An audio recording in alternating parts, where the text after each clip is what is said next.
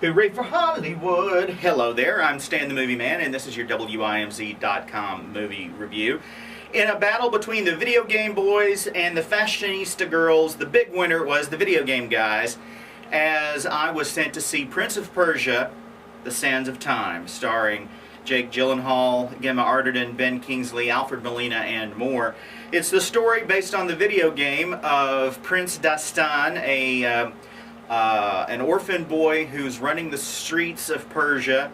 He is picked up by the king when the boy displays a rather strong sense of honor and courage, and he is brought into the castle where he is raised as one of the king's sons.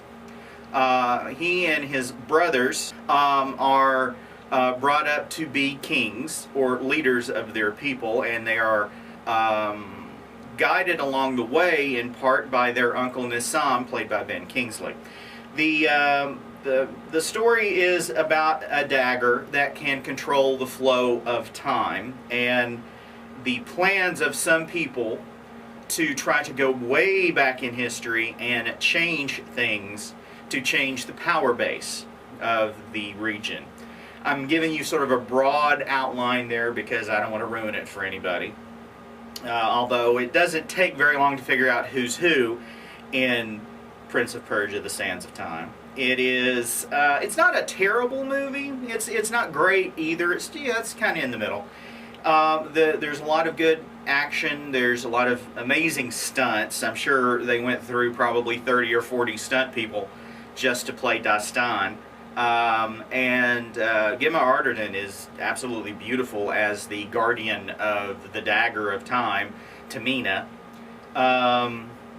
She is extremely attractive. And the story, though, is what lets this movie down. It's not really all that interesting. It's just a way to get from one action scene to another and one special effects scene to another.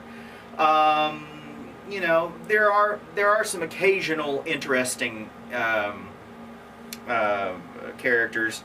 The one played by Alfred Molina, Sheikh Amar, he's more of a con man than anything else, and he's very interesting to watch on screen.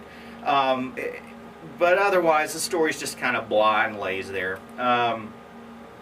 People who play video games will recognize things in the movie that are very, very similar to video games, like how sometimes the camera will go from point to point, and that's the path that he has to follow to succeed in his quest. Or, you know, you have to walk on a certain path on the ground. If you don't, you know, bad stuff happens.